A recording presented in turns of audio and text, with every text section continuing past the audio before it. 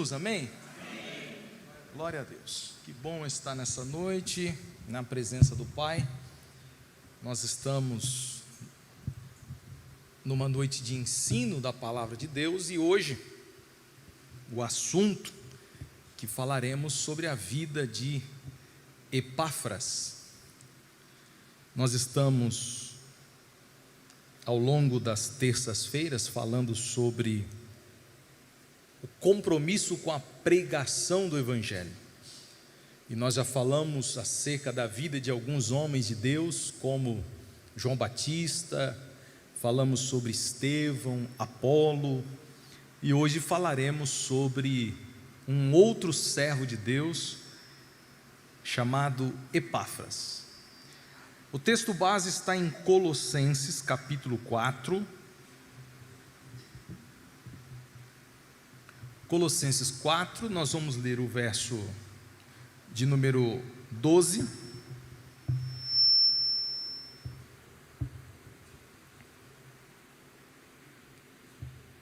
e 13.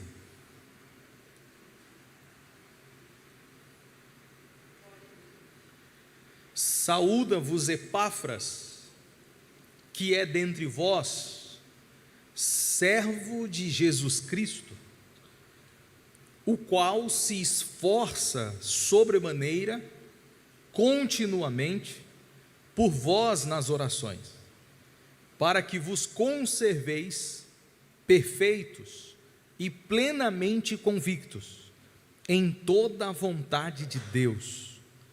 E dele dou testemunho de que muito se preocupa por vós, pelos de Laodiceia e pelos de Hierápolis. Amém. Até aqui. Espírito Santo, sua palavra é esta e queremos aprender com ela. Quero lhe pedir que o Senhor fale conosco mais uma vez, nos instrua em sabedoria e graça, que possamos crescer hoje ainda mais, pois o Senhor é o mestre aqui e queremos aprender contigo. Fica conosco e nos auxilie na compreensão desta palavra, em nome de Jesus, amém e amém. Queridos, Epáfras, um servo de Deus, que o apóstolo Paulo chama de fiel ministro de Cristo. Esse Epáfras provavelmente se converteu na pregação do apóstolo Paulo, quando este estava em Éfeso, na sua terceira viagem missionária, por volta do ano 50 a 53 depois de Cristo. Epáfras era natural de Colossos, ele era um colossense, esse homem de Deus que se converteu ao Evangelho pela pregação do apóstolo Paulo. Ele plantou a igreja de Colossenses, ele plantou a igreja de Hierápolis, e ele plantou a igreja de Laodiceia. Não foi Paulo que plantou a igreja de Colossenses, foi Epáfras. Ele era o pastor da igreja de Colossos, e Paulo era seu mentor, era seu discipulador. Epáfras aprendeu de Paulo acerca das verdades do Evangelho de Cristo. Você não tem nenhum milagre atribuído a este servo de Deus, você não tem nenhum discurso eloquente também transmitido por ele, mas nós temos algumas prerrogativas ou características que precisamos, como servos de Deus, também termos. Hoje, no mundo de grande exposição pública, onde é considerado homens de Deus apenas aqueles que visivelmente têm este ou aquele dom, este servo de Deus certamente nos trará lições profundas. E uma coisa eu quero destacar nessa introdução acerca deste servo de Deus, é a sua vida devocional. Epáfras era o típico obreiro que se expõe muito pouco, porém se aprofunda muito no secreto. Ele publicamente não tem grandes feitos, mas no secreto suas raízes eram profundas. Porque quem vê, você não conhece o seu secreto. Nós não podemos medir ou julgar alguém pelo que vê, porque Deus não vê como vê o homem. Deus, Ele nos vê no secreto. Quando nós fechamos a porta do nosso quarto, falamos com Ele, é lá que Ele nos enxerga.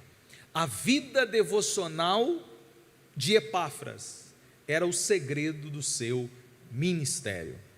Nenhum obreiro, nenhum crente terá sucesso na sua vida pública se não tiver profundidade na sua vida devocional. Anotou isso? Nem caneta tu trouxe, né? Ai, Jesus. Vou abrir o parênteses. Culto de ensino, você tem que trazer o que para o culto de ensino? Bíblia, papel, caneta e um coração sedento para aprender. Porque se você não tiver essas coisas, irmão, você vai entrar aqui e sair aqui. Se eu te perguntar domingo que vem quem é Epáfras, você vai ficar assim, ó. Quem? Você tem que anotar, irmão. Você tem que ter esse feedback. Você vai ouvir e anotar. Por quê? Porque quando você chegar em casa, você vai estudar. Você vai ler de novo o que o pastor pregou aqui, vai lembrar, remoer tudo de novo, e vai notar suas anotações, e isso vai te dar crescimento e crescimento na presença de Deus. Senão aqui vai ficar só mais um culto para você. Você vai ouvir, entra para um ouvido, sai para o outro, e vamos para mais um dia, e vamos para mais uma vida. E a nossa vida não é assim. A palavra precisa nos confrontar, a palavra precisa nos instruir, e além disso, nós temos que ter manual, nós temos que ter informação para instruir outras pessoas. Amém? Fecha o parênteses. Eu sei que terça-feira que vem você vai melhorar, tá bom? Então vamos lá.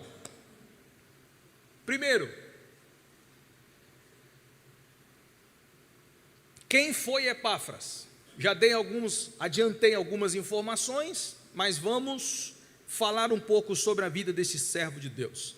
Olhando para o texto de Filemão, capítulo 1, versículo 23. Por que Filemão, pastor?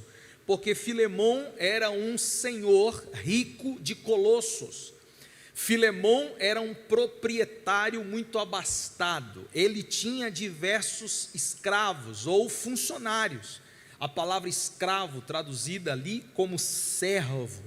Este Filemão tinha muitos servos que trabalhavam para ele. Um destes servos fugiram, o nome dele é Onésimo. Onésimo, ele conheceu o apóstolo Paulo na prisão, e provavelmente ele também conheceu Epáfras, porque Epáfras também estava preso com o apóstolo Paulo na sua primeira prisão em Roma.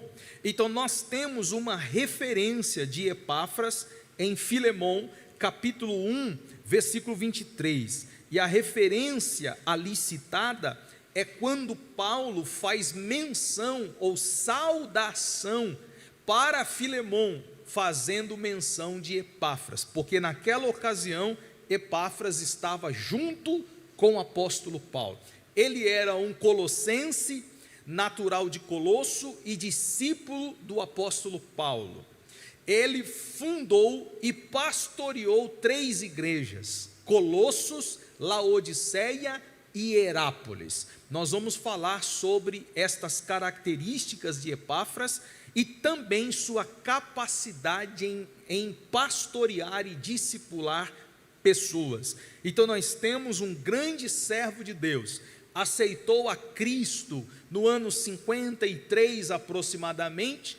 Já no ano 60, que foi o tempo que o apóstolo Paulo escreveu aos Colossenses, ele já era um servo de Deus, plantador de igreja, pastor de igreja, e cresceu de uma forma extraordinária. Paulo, ele dá as prerrogativas de de Epáfras, e é sobre estas prerrogativas que nós vamos falar agora. Vamos lá. Falsos ensinos em Colossos. Por que eu preciso falar dos falsos ensinos de Colossos? Porque as características de Epáfras vão surgir exatamente contra estes falsos ensinos. Na igreja de Colossos, nós temos alguns falsos ensinos estabelecidos lá, e que o apóstolo Paulo precisou escrever para combater estes falsos ensinos. Quais eram os principais ensinos fraudulentos que estava rondando a igreja de Colossos? Nós podemos resumi-los numa palavra chamada sincretismo. O que é sincretismo? Mistura. O sincretismo filosófico e o sincretismo judaizante, fazendo uma mescla com o evangelho de Cristo. Então nós tínhamos no tempo de Epáfras falsos mestres que tentavam judaizar os cristãos e introduzir doutrinas filosóficas pagãs romanas dentro da igreja. Dentro desse sincretismo, nós podemos pontuar 3 aspectos. O primeiro é o legalismo judaico, retornar às práticas da lei. Eles diziam que precisava guardar as luas novas. Isso tudo está em Colossenses capítulo 2, versículo 16 ao 23. Tinha que guardar o sábado, tinha que comer determinadas comidas, ou não comer determinadas comidas.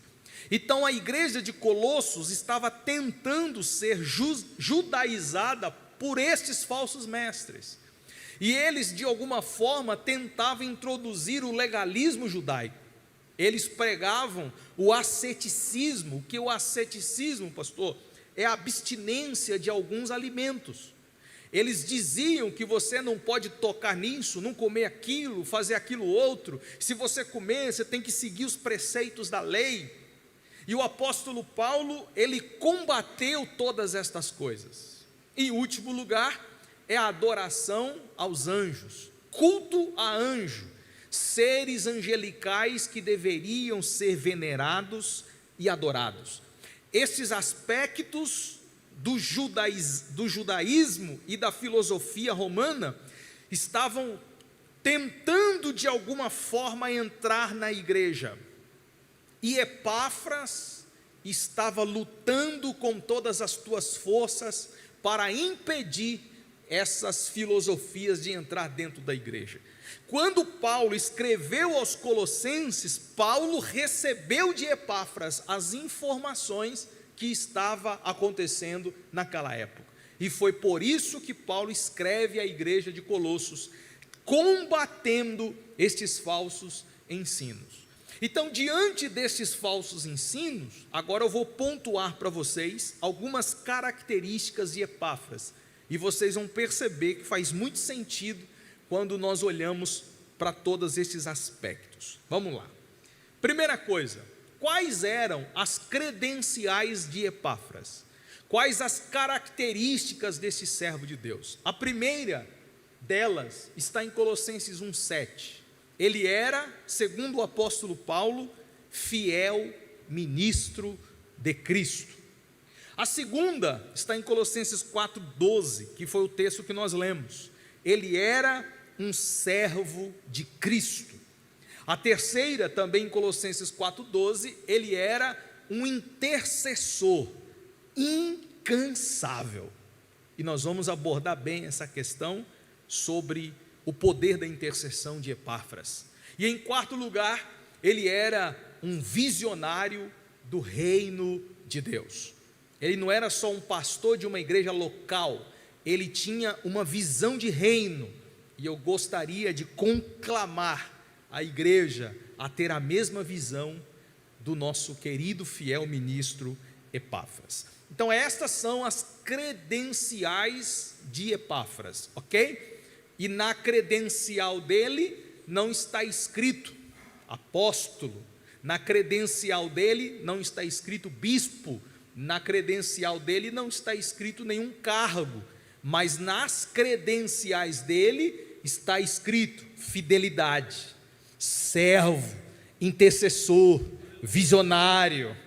Estas credenciais é que a gente tem que ter na nossa vida, porque cargo pode ser dado, pode ser tirado, pode ser acrescentado. Agora, credenciais como estas, elas nascem de uma vida devocional profunda. Amém? Vamos falar sobre estas credenciais? Primeira delas, Epáfras era um fiel ministro de Cristo. Vamos para Colossenses 1? Colossenses 1.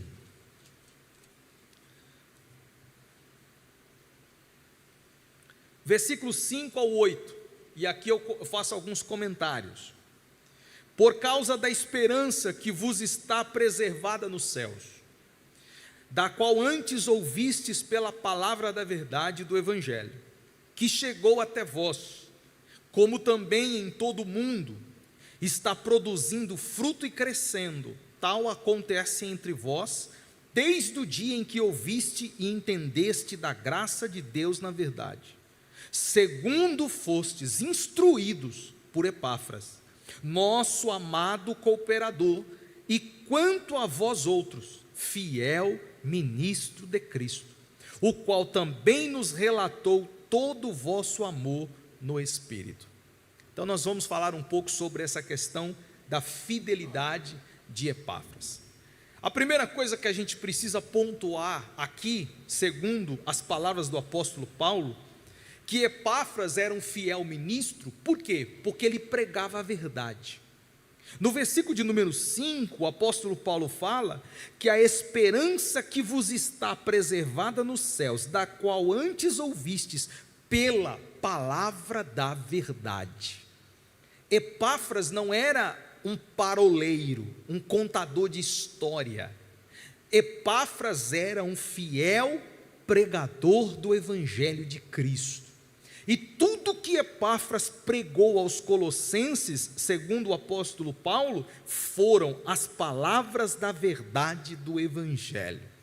A palavra que Epáfras prega tinha na sua essência a verdade, fazendo um contraponto contra os falsos ensinadores da época, em que tentavam introduzir filosofias e judaísmo na igreja. Epáfras era verdadeiro e pregava apenas o Evangelho. Ele, sendo um pregador da verdade, também era um mestre da graça de Deus.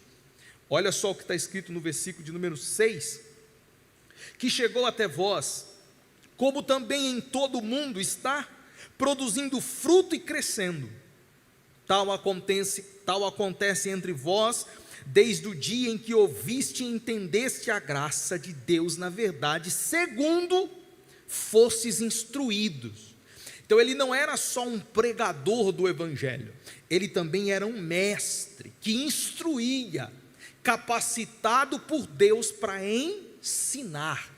E qual é a essência do ensino de Epáfras? Versículo 6, a graça de Deus na verdade.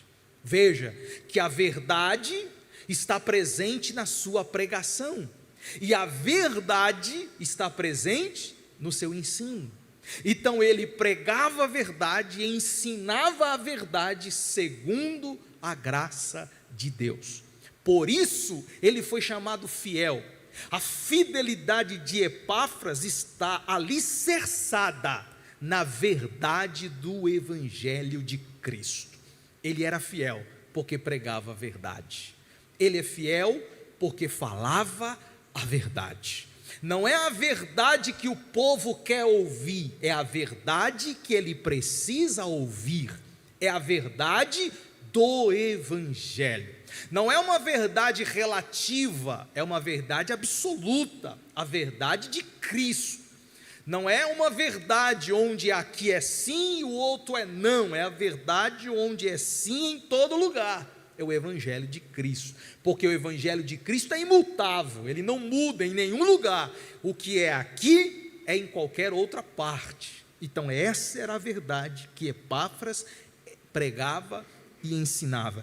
Ele era o mestre da graça de Deus. Paulo chama ele de fiel. O termo fiel do grego pistos quer dizer confiável, alguém digno de confiança.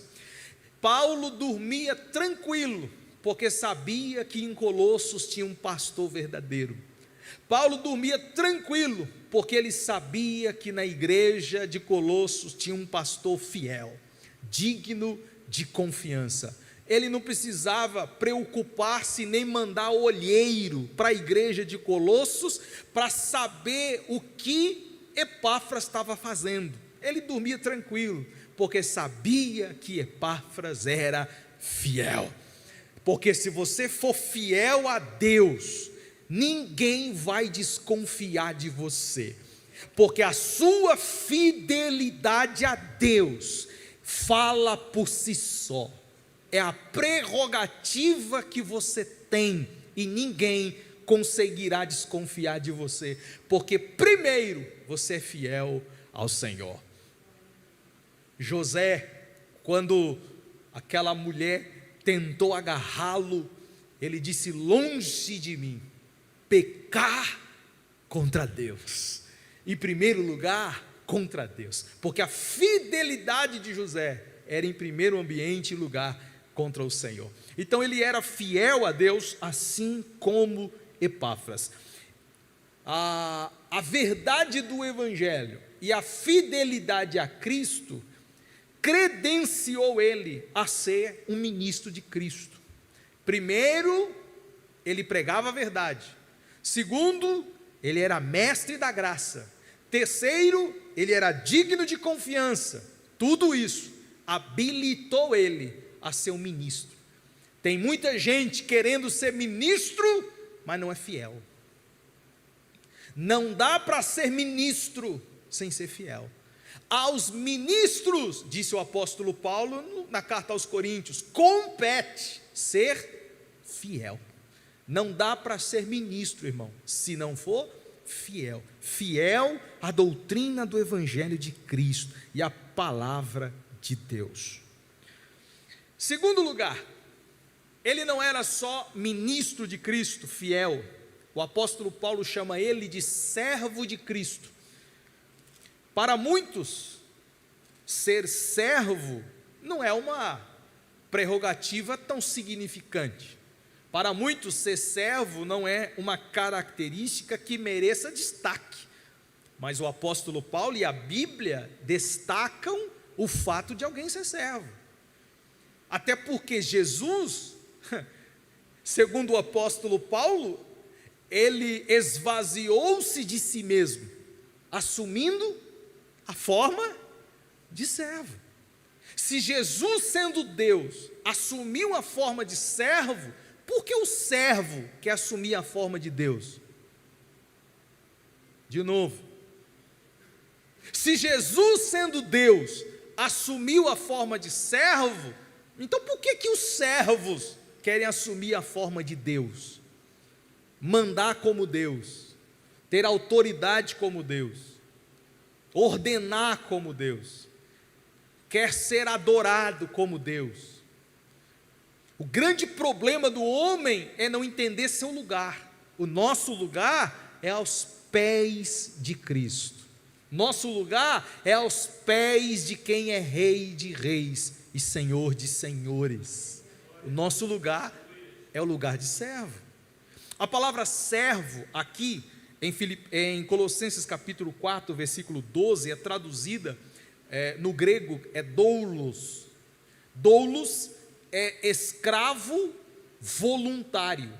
Existem duas formas para ser escravo: o escravo involuntário, que é aquele escravo que não tem opção, ele é obrigado a servir. E existe o escravo voluntário, é aquele que se prontifica a servir. Filemon, ele tornou-se um escravo voluntário, porque ele fugiu de Filemon. Eu disse Filemon? Onésimo, perdoe-me, Onésimo, ok? Filemon é o senhor, Onésimo era o escravo. Ele fugiu de Filemon, e agora Onésimo ele volta, só que a condição de Onésimo já não era mais a condição de escravo involuntário, alguém que não tinha mais opção. Ele se tornou um escravo voluntário, um servo. Ele estava ali porque queria. Há relatos históricos de escravos que se voluntariavam em permanecer na casa dos seus senhores.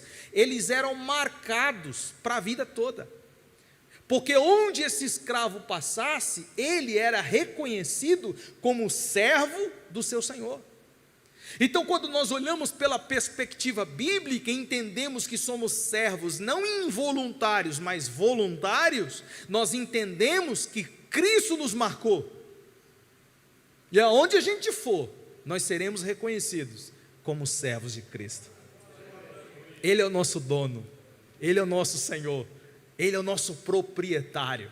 Por onde a gente for, nos reconhecerão como servos de Cristo. Nós temos uma marca de Deus na nossa vida, e aonde a gente for, seremos servos de Cristo. Então, Epáfras era um escravo voluntário, um servo de Deus que se prontificou a servir. Veja só o que o apóstolo Paulo fala em Romanos capítulo 6, quando o assunto é escravo voluntário.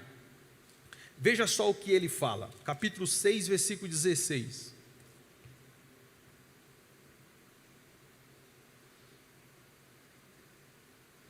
Não sabeis que daquele a quem vos ofereceis como servos, observe, deixa eu destacar isso aqui, não sabeis que daquele a quem vos ofereceis como servo. Então é um servo se oferecendo para a obediência, desse mesmo a quem obedeceis sois servos, seja do pecado para a morte, ou da obediência para a justiça.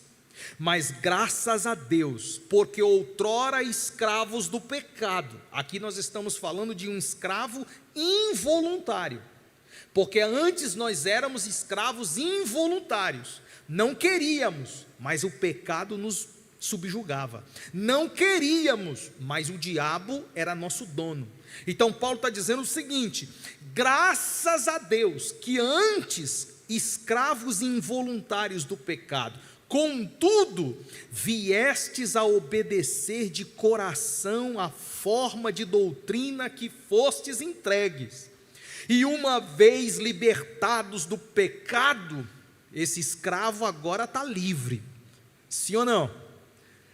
A gente era escravo do pecado, ok? Aí Paulo no versículo 18, uma vez libertados do pecado, o que aconteceu com esse escravo? Ficou livre. Glória a Deus por isso. Agora olha o que Paulo fala: fostes feitos servos da justiça.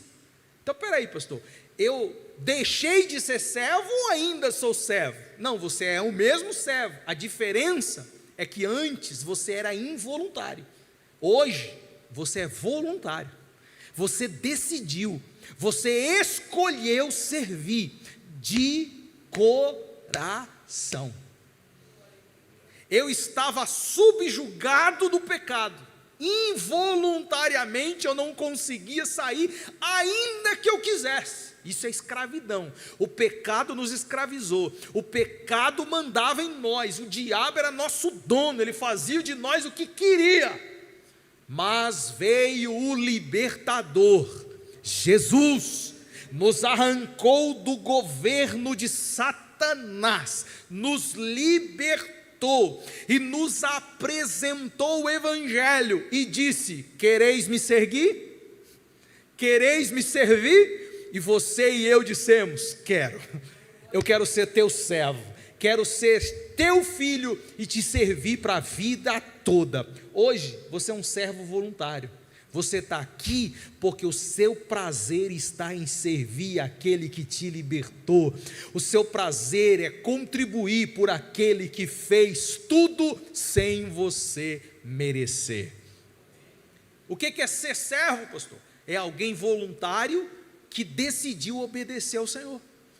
É alguém voluntário que decidiu fazer a vontade de Deus. É alguém voluntário que decidiu viver a justiça de Cristo. Você decidiu, e a sua decisão foi profunda, porque foi de coração, não tem mais volta. Cristo te marcou, e agora você serve Ele para a vida inteira. O pecado não te domina mais, Satanás não te domina mais, e hoje você vive livre para servir a Cristo que te resgatou. Glória a Deus. Vamos para o terceiro. Agora talvez seja a característica mais predominante de Epáfras. Olhando para Colossenses 4, versículo 12, Epáfras, que é servo de Jesus Cristo, o qual, versão atualizada diz o seguinte: se esforça sobremaneira continuamente por vós nas orações. Existem outras versões que diz o seguinte: servo de Jesus Cristo, o qual sempre vem lutando por vós em oração, sempre vem combatendo por vós em oração. Capítulo 4, versículo 12 de Colossenses. Então nós temos um servo de Deus, um fiel ministro que tinha uma característica muito forte e que talvez falte em muita gente, principalmente em ministros. Ele, Epáfras, ele tinha um campo de batalha, e o campo de batalha dele era no quarto de oração. As guerras que Epáfras vencia, ele vencia de joelho. Diz o texto que ele batalhava, lutava por vós. Vós quem? A igreja. Em oração. A vida devocional de Epáfras é inspiradora, irmãos. Poucos ministros da Bíblia você vai ver com esse tipo de referência ou com esse tipo de característica. Um servo de Deus autêntico e ministro do Evangelho que batalhava pela igreja na oração. O campo de batalha de Epáfras não era na rua. O campo de batalha de Epáfras não era na internet, e nem nos podcasts, e nem se posicionando politicamente. E eu não estou falando contra ninguém que faça isso, porque Deus chamou para cada um fazer alguma coisa. Eu estou falando de um fiel ministro de Cristo, porque o lugar de um ministro de Cristo é no quarto de oração. Deus não chamou fiéis ministros de Cristo para se posicionar em ambientes que ele não foi chamado para se posicionar. O problema é que os ministros hoje estão se posicionando para defender a igreja em ambientes e lugares que não foram chamados para isso. O ambiente que Deus nos chamou para defender a igreja é na oração. Você quer defender a igreja? Vá orar. Não, pastor, esse negócio de orar não funciona, eu tenho que me candidatar a vereador, fazer as leis do município.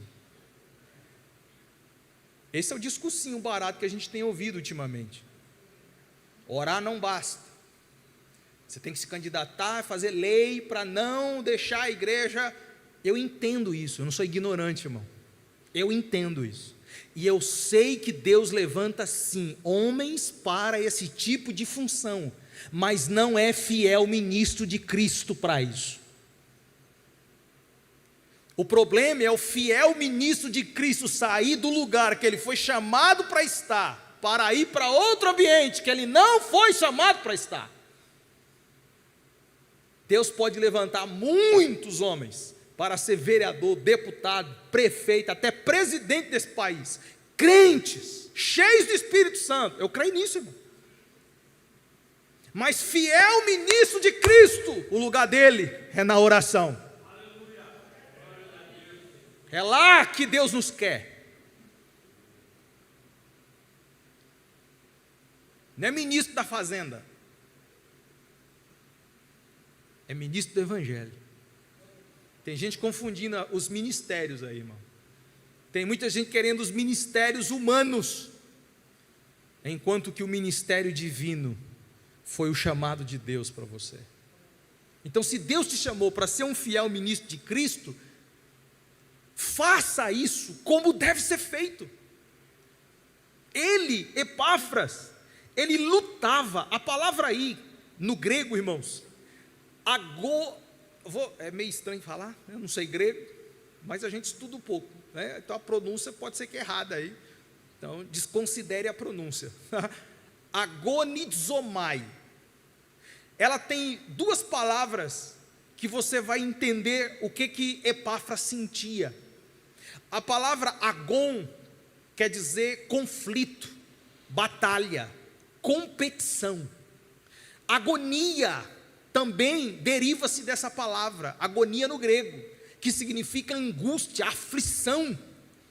Então, o que o texto está dizendo? Ele, Epáfras, lutava incansavelmente em uma batalha espiritual a ponto de se angustiar pela igreja. Ele sofria dentro dele pela igreja. Ele entrava num quarto de batalha, num quarto de guerra, e ali ele batalhava as batalhas espirituais pela igreja.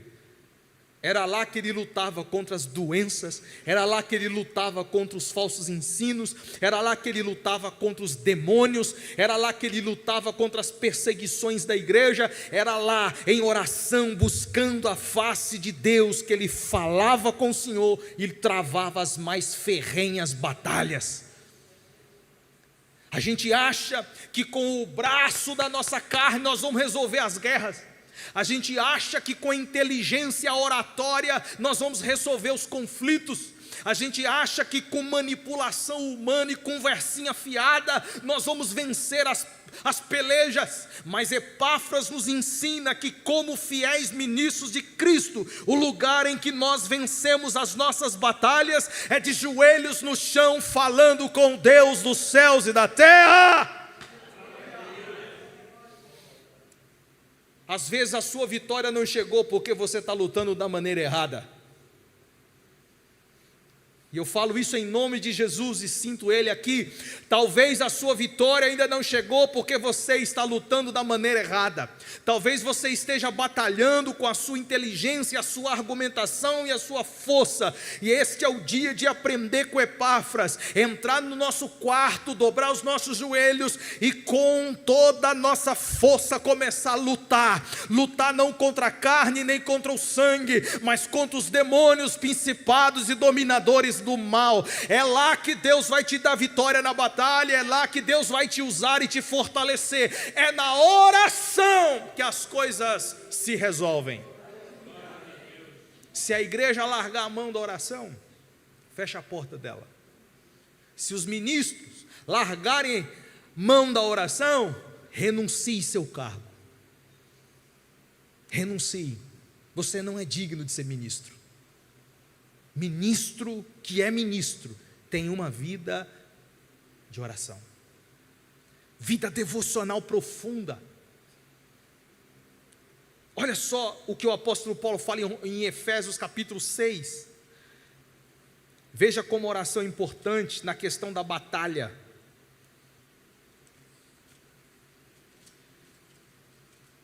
Efésios capítulo 6, versículo 17 e 18.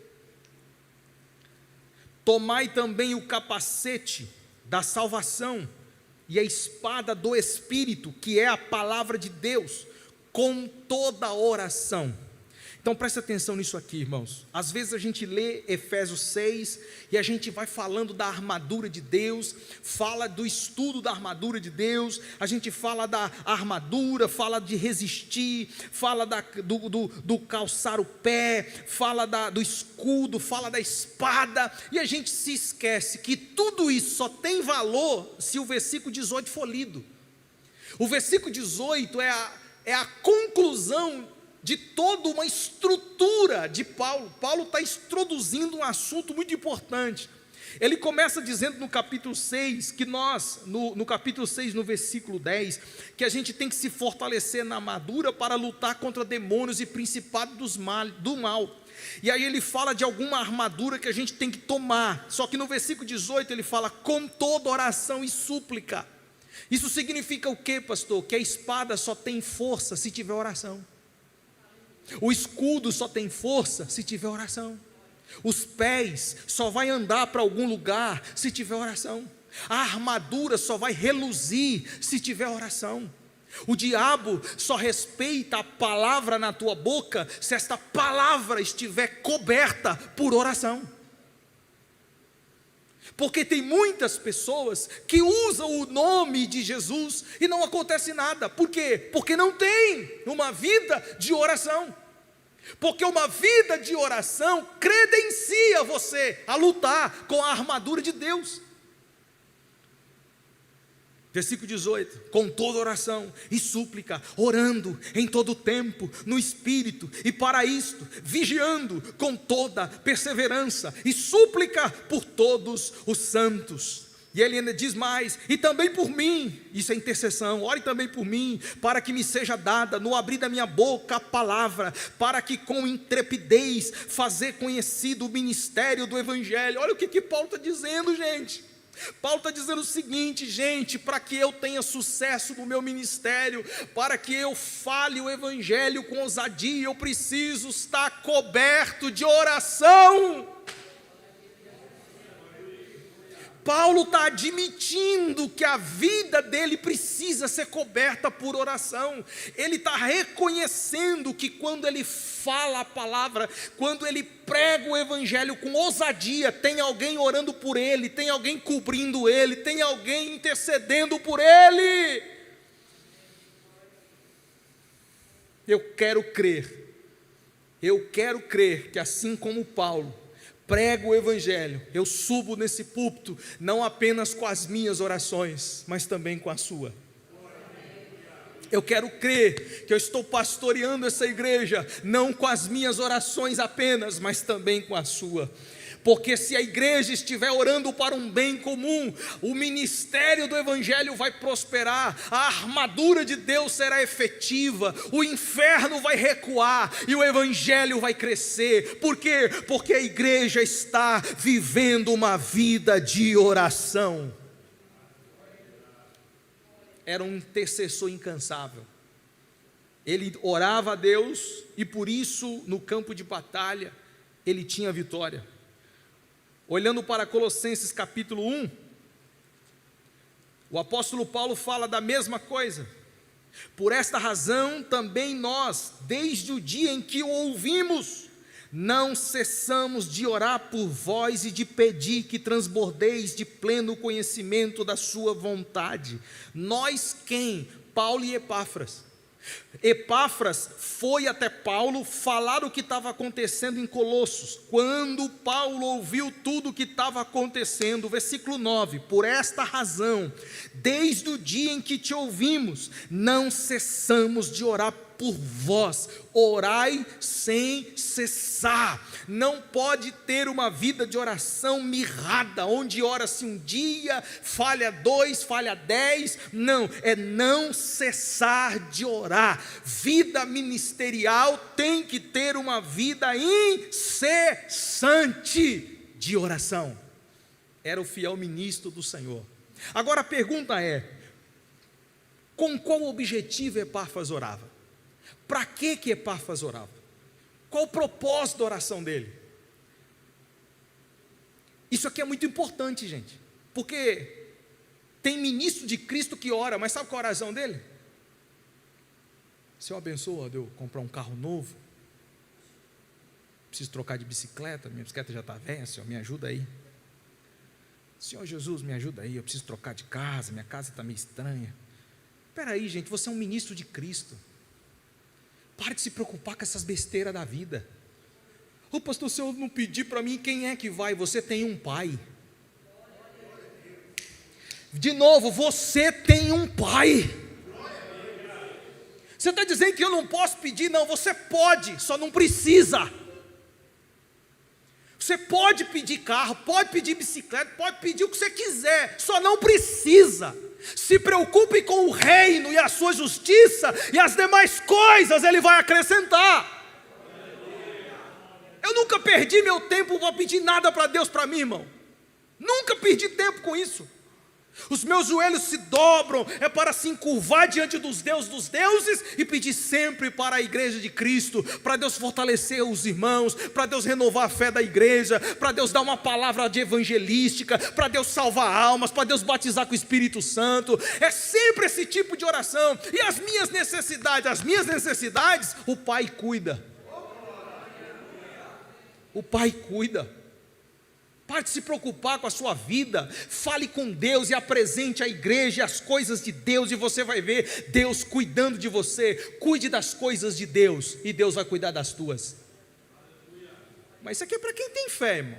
Se você não tem fé, continua pedindo casa, continua pedindo bicicleta, continua pedindo. Isso é para quem tem fé.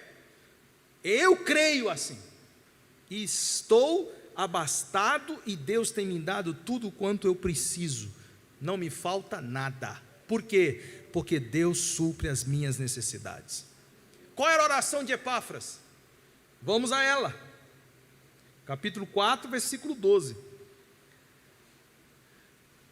Ele tem batalhado, lutando por vós nas orações, para que vocês permaneçam firmes, conservados, perfeitos e plenamente convictos em toda a vontade de Deus. 3 coisas Epáfras pediu. Primeiro, para que os irmãos se firmassem. Segundo, para que os irmãos ficassem maduros.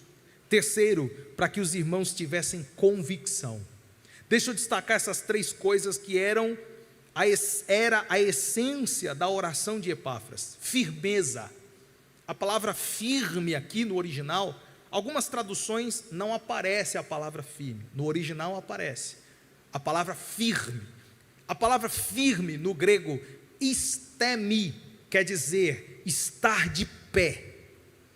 A palavra quer dizer permanecer na posição. É o oposto de cair. Paulo fala assim: aquele pois que está em pé, firmes, olhe para que não caia. Então a preocupação de Paulo qual que é? Quem está firme, não caia. É possível alguém estar firme, cair? Sim ou não? É possível alguém firme, cair? Você está com dúvida, gente? Pastor, você perguntou 2 vezes e deu dúvida. Não, vamos lá, gente, convicção. É possível alguém estar firme, um dia cair? Sim, gente, claro que é. Ué, não vigia não para tu ver. O apóstolo Paulo falou: olhe para que não, vigia para que não, é só não vigiar para você ver, cai.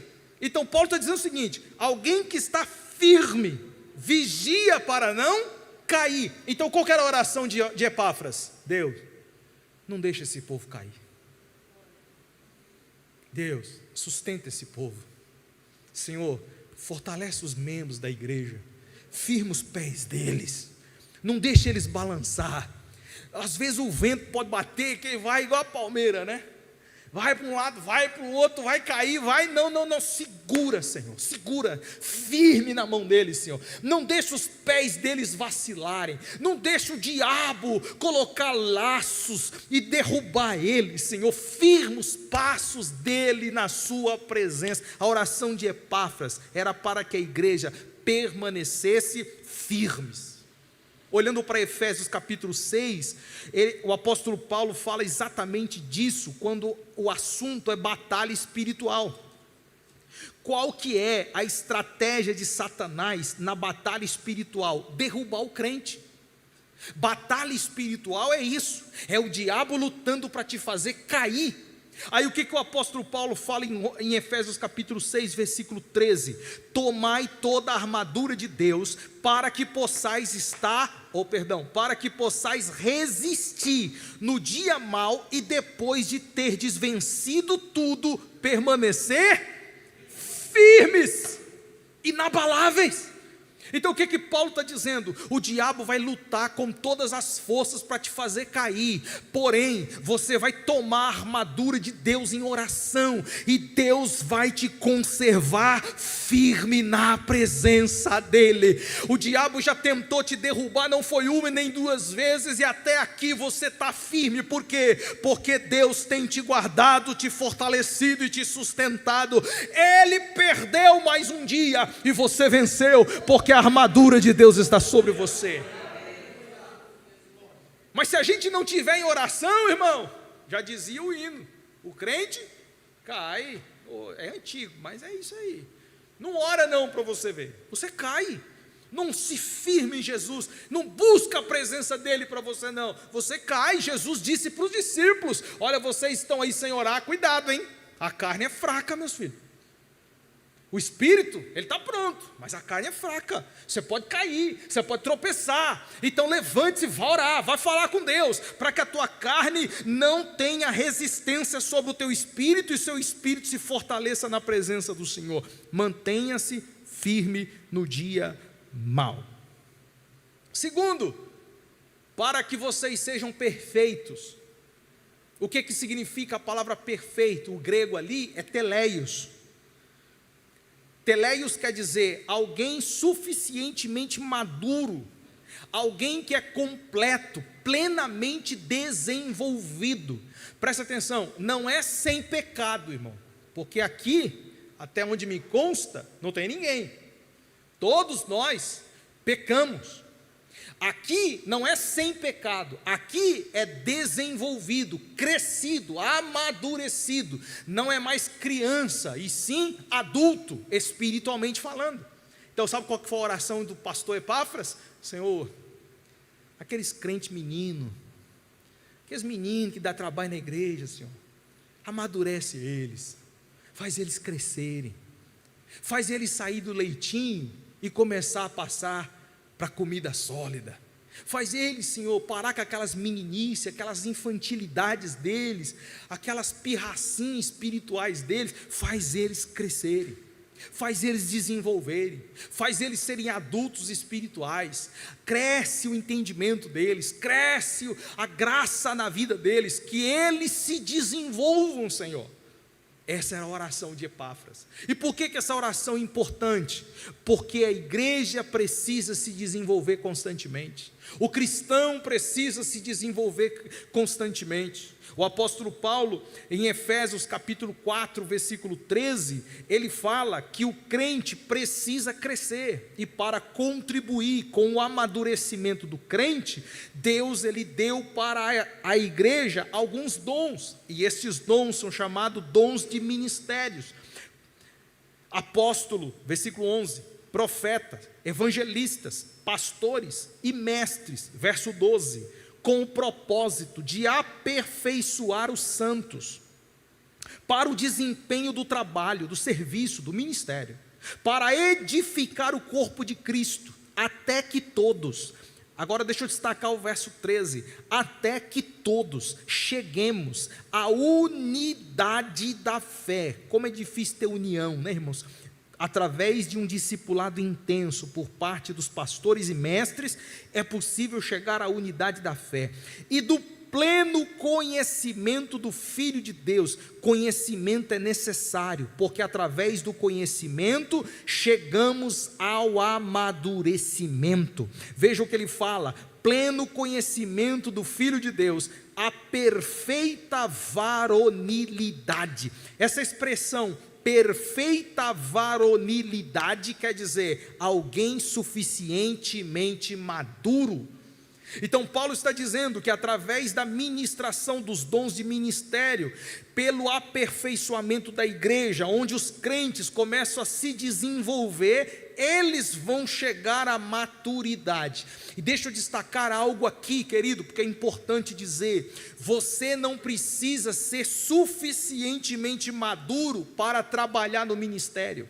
Você trabalha no ministério e vai amadurecendo com o tempo. E glória a Deus mesmo. Já imaginou? Só os maduros trabalham? Ia faltar muita vaga aqui. Porque todo mundo está no processo de aprender. Todo mundo está aprendendo todos os dias. Então a gente está desempenhando o serviço, o ministério, e estamos crescendo, sendo aperfeiçoados, até chegar em um estágio de varonilidade, ou seja, um estágio de perfeição, maduro. Tiago capítulo 1, verso 4, fala que essa perfeição e que essa maturidade também pode ser adquirida por outra forma. Então anote aí, existe duas formas de você amadurecer. Anote aí. A primeira, através de ensino, através de serviço, servir, ensinar e servir, está dentro do mesmo pacote. A segunda, através de luta. Ai, Jesus, vou falar. Tiago, capítulo 1, versículo 4. Versículo 2. Meus irmãos, tende por motivo de toda alegria o passar por várias provação, sabendo que a provação da vossa fé, uma vez confirmada, produz perseverança. A perseverança deve ter ação completa, para que sejais maduros. Então como é que eu posso amadurecer, pastor? Ou você amadurece aprendendo, ou você amadurece sofrendo. Ei, Jesus amado. Ninguém dá glória agora, né, pastor? Mas eu vou repetir. Ou eu amadureço aprendendo, ou eu amadureço sofrendo. Mas de uma ou de outra, eu tenho que amadurecer. O que eu não posso é viver minha vida infantil. Não posso. Ou eu aprendo e amadureço, cresço, ou eu sofro.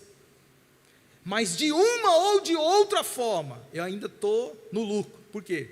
Porque em todos os aspectos é Deus que é o mestre de tudo. Ele é o mestre do ensino e Ele é o mestre no sofrimento.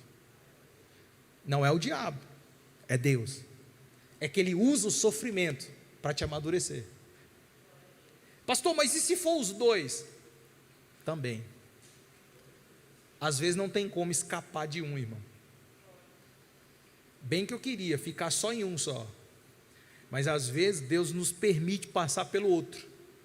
Então tanto um quanto o outro são armas de Deus, instrumentos de Deus para nos fazer aperfeiçoar. Então o que Epáfras orava? Deus, faça com que esse povo se amadureça, de um jeito ou de outro. Ou através do ensino, ou através do sofrimento. Mas deixa eles maduros, para eles fazer a vontade do Senhor. Terceiro e último lugar, qual é a oração de Epáfras? Além do amadurecimento, além da firmeza, convicção. A palavra convictos, que é uma palavra também bem difícil, né? É pleroporeó. Pleroporeó. Pleró é cheio, poreó é mais cheio. Então a palavra parece que tem ambiguidade, mas é para mostrar que convicção é duplamente cheio. É você estar tão cheio de algo que não te falta nada. Conseguiu pegar isso aqui? O que é convicção? É eu estar tão cheio de algo que não me falta nada. Convicção plena é eu estar tão cheio de certeza que não me falta nada na minha vida. Eu sei em quem tenho crido. Isso é convicção, gente. Eu sei em quem tenho crido. Convicção plena. Para que que Epáfras orava para que a igreja seja plenamente convicta. Convicta do quê? Ele diz, de toda a vontade de Deus. Olha, presta atenção, a vontade de Deus, que é boa, agradável e perfeita, precisa encher você e te dar tanta certeza e confiança que você não precisa de mais nada na sua vida. É como se Epáfras de joelho estivesse falando: Deus, enche esse povo tanto com a tua vontade, sabe? Enche esse povo com tanta da tua vontade que não lhe seja mais necessário absolutamente nada. Que a vontade deles desapareça, que a vontade deles sejam exterminadas. Enche eles da tua vontade de tal forma que eles fiquem tão convictos dela, que não seja mais necessário absolutamente nada. Convicção é isso, é certeza plena, é você viver uma vida convencida daquilo que Deus quer para a sua vida. Essa é a oração dele: firmeza, convicção e perfeição. Uma igreja firme é uma igreja que não balança, e se balançar, não cai. Uma igreja perfeita é uma igreja desenvolvida, amadurecida, crescida. Uma igreja convicta é uma igreja que o diabo, através de filosofias humanas e judaísmo barato, não vai conseguir entrar nela. Então a oração de Epáfras visava proteger a igreja e proteger a vida dos membros. Que você seja um Epáfras de Deus a partir de hoje. Que quando você dobrar os seus joelhos, você lembre dessa oração. Abençoe a igreja, livra ela dos ataques de Satanás, guarda a vida dos irmãos, dos jovens, das crianças, dos adolescentes, dos homens, das mulheres, dos obreiros, do pastor. Guarda, Senhor, a vida do teu povo, faz eles crescer, amadurecer, desenvolver. Minha casa, minha família, deixa a gente de pé, firme na tua presença. Que você siga o modelo, o exemplo de Epáfras. Último lugar, Epáfras também era um visionário. E porque ele era um visionário, versículo 13: e dele dou testemunho de que muito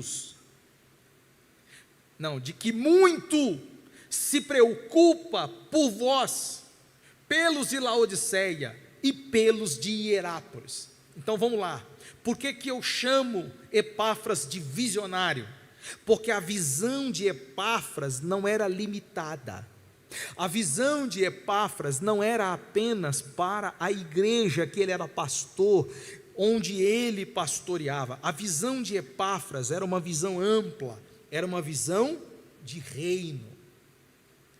Ele não só orava, lutava, batalhava, se preocupava com alguns membros da igreja de Colossos, ele também se preocupava com os crentes de Laodiceia. Ele se preocupava com os crentes de Hierápolis. Eram 3 cidades vizinhas que ele ajudou plantar e pastorear. Só que ele não podia estar nas 3 igrejas. Ele estava em uma igreja, mas se preocupava com as outras, porque ele não se preocupava apenas com aquilo que ele cuidava. Ele se preocupava com o todo. Ele se preocupava com o reino. Tem crente de outra igreja que precisa do teu cuidado, da tua preocupação e da tua oração. Tem gente de outro lugar, de outro estado, de outra cidade, de outro país, que precisa da sua preocupação e da sua oração. Isso é visão de reino. A gente não pode condicionar apenas as atividades locais da nossa igreja. A gente precisa orar para que o evangelho se expanda, para que o evangelho cresça de alguma forma. Se Deus não levantar aqui, que Deus levante ali. Se Deus não levantar ali, que Deus levante lá. Mas que alguém se levante e faça algo pelo reino de Deus. A nossa oração tem que ser uma oração ampla. A nossa oração tem que ser uma oração visionária. A gente precisa enxergar mais longe. Paulo enxergava mais longe. A palavra preocupar, aqui no original, preocupar, significa ponos, que quer dizer esforço. Por isso o texto diz, ele muito se preocupa. Isso significa que Epáfras dedicava-se com muito esforço pela igreja, e não apenas de Colossos, mas de Laodiceia e de Hierápolis. A palavra preocupar aqui também tem uma conotação de dor, dores de parto, como uma grávida sentindo contrações para ter um nenê. Isso era a palavra preocupar. Então preste atenção, o pastor Epáfras, como um pai espiritual, ele sentia dores como alguém que está grávida para com a igreja. Isso significa que ele se preocupava tanto com a igreja, que ele sentia dores na sua alma, no seu corpo, porque a preocupação dele era intensa. Veja só o que Paulo escreveu em Gálatas, capítulo 4, versículo 19, para corroborar com as palavras aqui já ditas. Capítulo 4, versículo 19 de Gálatas.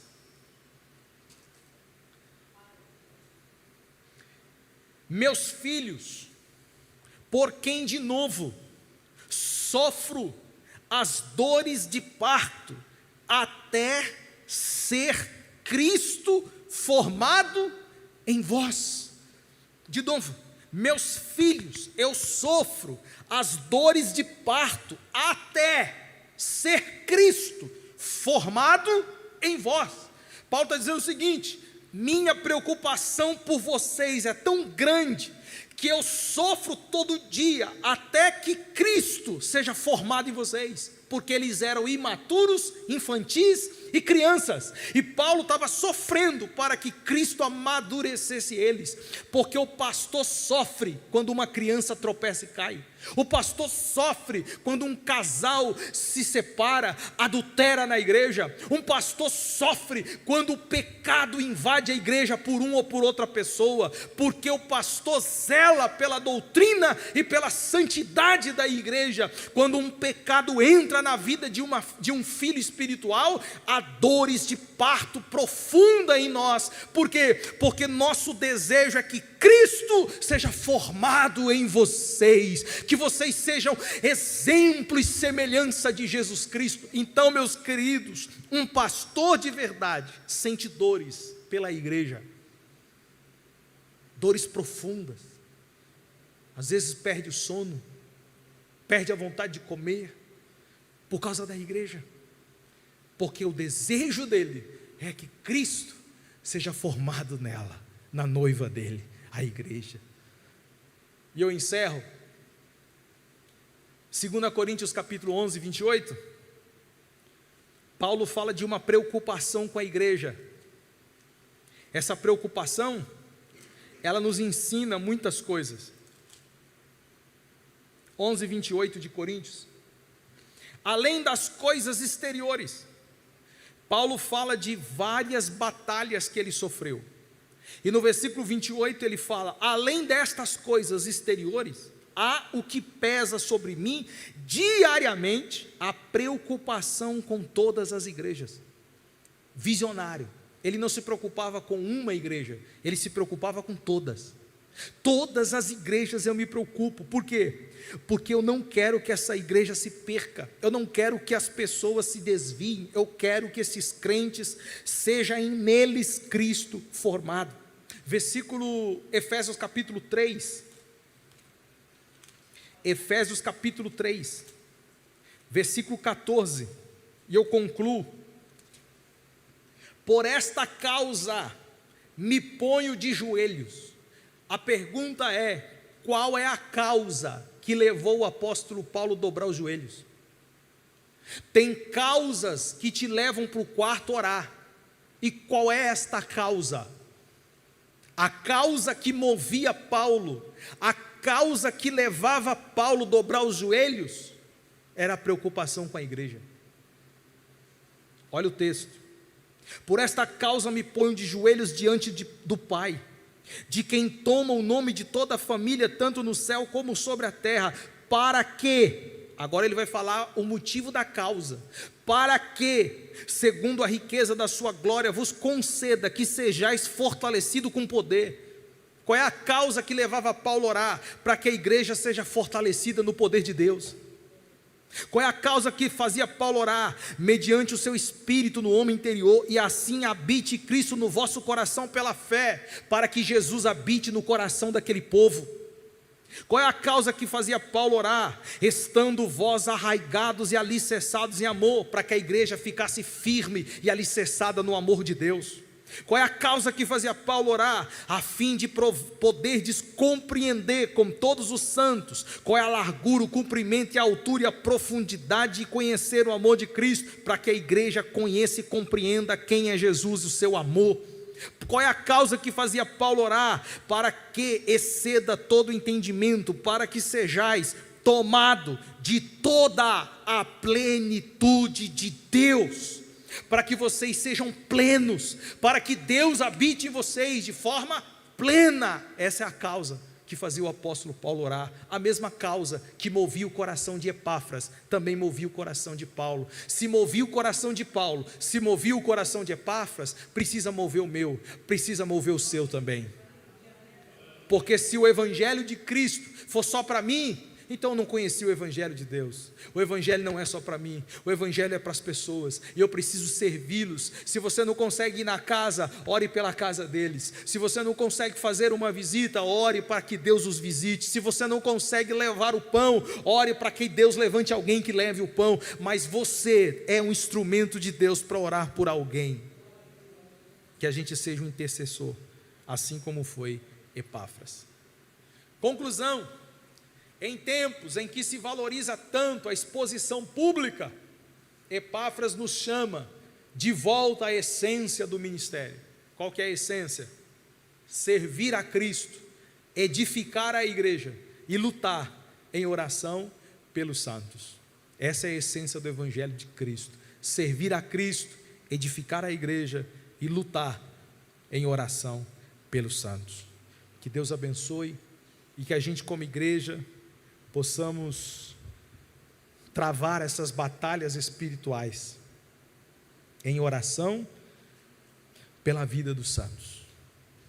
Senhor Deus, diante